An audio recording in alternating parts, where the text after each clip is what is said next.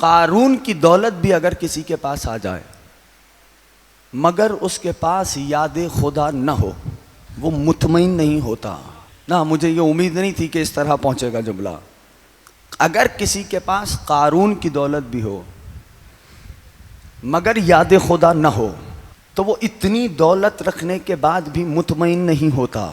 لیکن اگر کسی کے پاس قناعت کی دولت ہو، صبر کی دولت ہو، تو وہ فقیر ہو کے بھی ابو ذر دکھائی دیتا ہے. فقیر ہو کے بھی ابو ذر دکھائی دیتا ہے. یہ ہے جناب ابو ذر کی ہستی. قناعت، صبر، کچھ بھی نہیں پاس لیکن مطمئن ہے. زندان میں ڈالے گئے. ابن حبان ایک مورخ ہے، اس نے اپنی کتاب المجروحین میں لکھا ابو ذر کو زندان میں ڈال دیا. کہنے لگے ڈال دو زندان میں، پھر بھی علی کے فضائل بیان کرنے سے باز نہیں آؤں گا.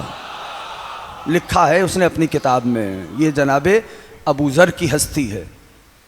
ابو ذر کا شرف کیا ہے دنیا کیا سمجھے.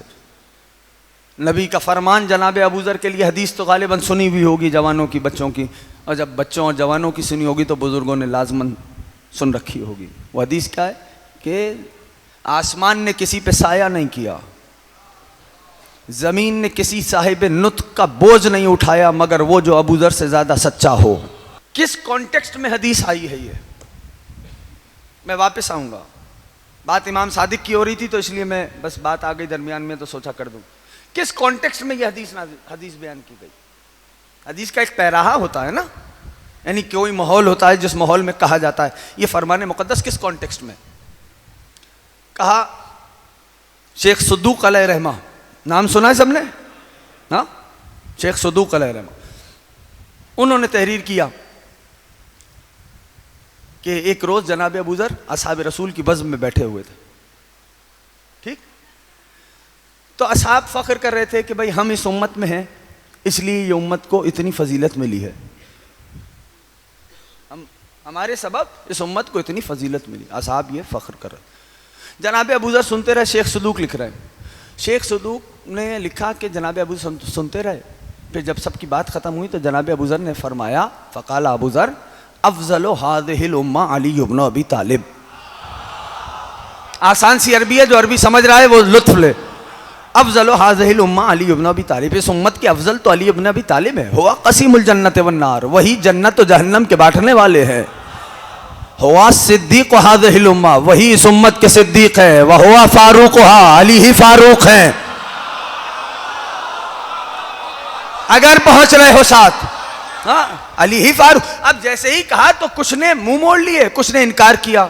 حضرت ابو امامہ باہلی وہ اٹھے اور چلے رسالت مآب کی خدمت میں آئے، رسول اللہ کو سلام کیا اور خبر دی کہ ابو ذر یہ کہہ رہے تھے اور لوگوں کا یہ ریئیکشن تھا.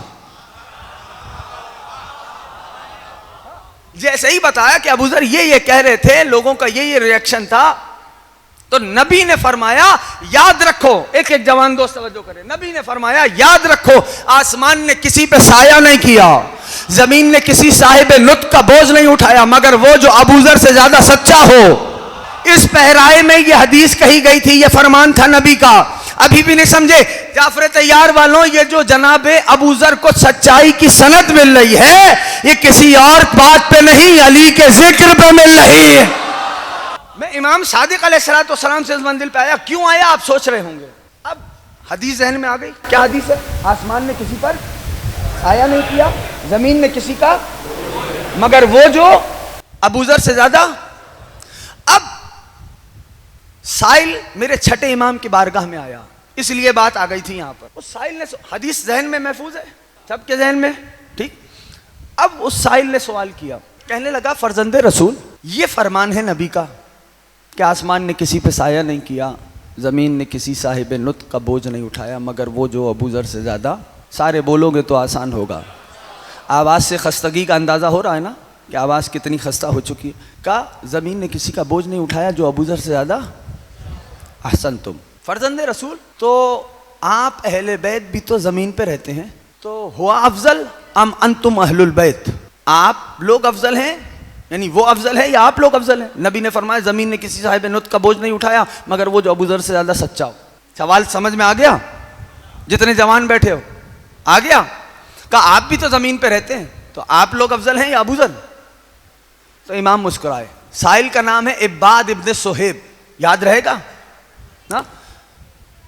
امام نے فرمایا یہ بتاؤ ابن صہیب, یہ بتاؤ کم شہور السنہ, سال کے کتنے مہینے ہوتے ہیں؟ اس نے کہا 12 مہینے ہوتے ہیں. مولانا فرمایا یہ بتاؤ, توجہ سوال ذہن میں ہے, سوال ذہن میں ہوگا تو لطف آئے گا جواب کا.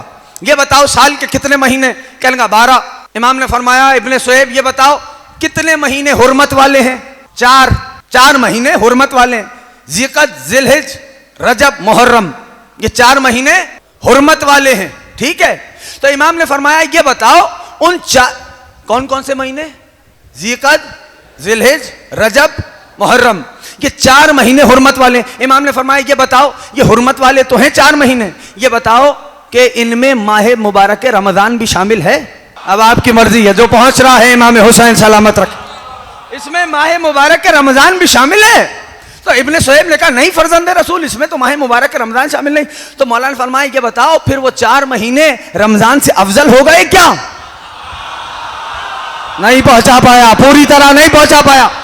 کہنے کا فرزند رسول رمضان کی فضیلت کو کوئی پا نہیں سکتا. مولانا کا فرمایا بس یہی معاملہ ہم اہل بیت کا ہے, کسی کے کتنے فضائل بیان ہو جائے ہم اہل بیت کی فضیلت کو پا نہیں سکتے.